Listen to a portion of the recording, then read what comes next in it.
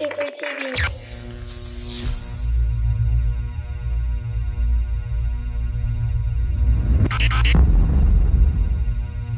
So here we have the God's design. One man, one woman, we call it marriage. So they start to mix and mingle a little bit.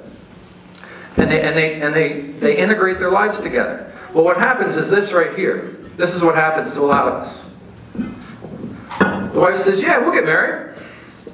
And you're going to wear those blue pants, dude. And you're going to shave your hair this way.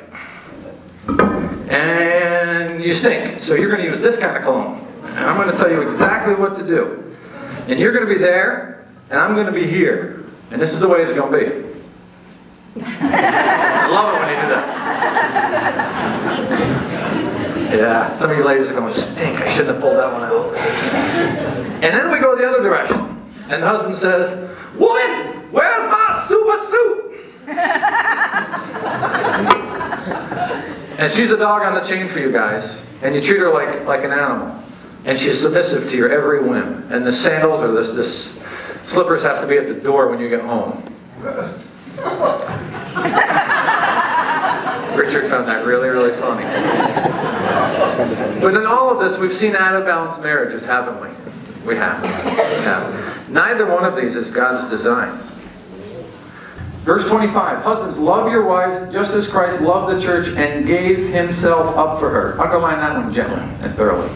Gave himself up for her, to make her holy, cleansing her by the washing with water through the word, and present her to himself a radiant church without stain or wrinkle or any blemish, but holy and blameless. In the same way, husbands ought to love their wives as their own bodies. Wow, that is powerful. You get that, guys? Do you understand the depth of love that God requires for you to have for your wife? You have to love her just as much as you love your own body. Whatever desires that you have, put them aside. Die to them. God has designed you to serve this woman and to care for her and lead her because you are the head. But it's not that. And it's not this. As a husband and wife come together, there is supposed to be a union and a joining of the two together, where they work simultaneously with each other. And when they do that, the marriage is formed.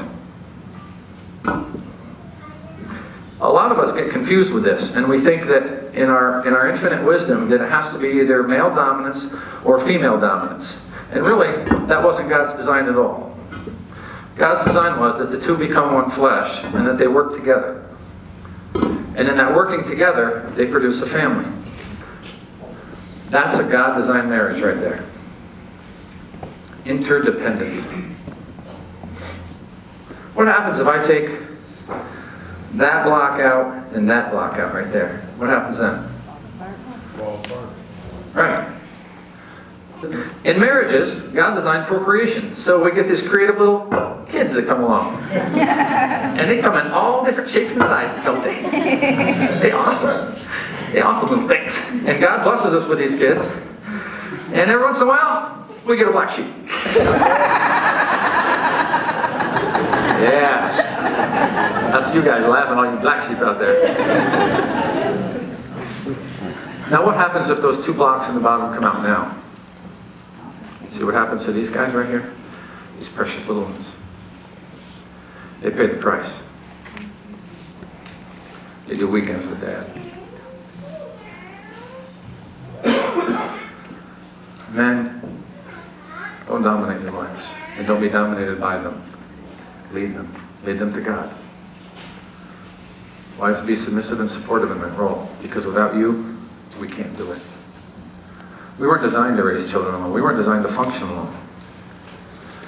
We were designed to be dependent on you as our right arm. Get it? Verse 32.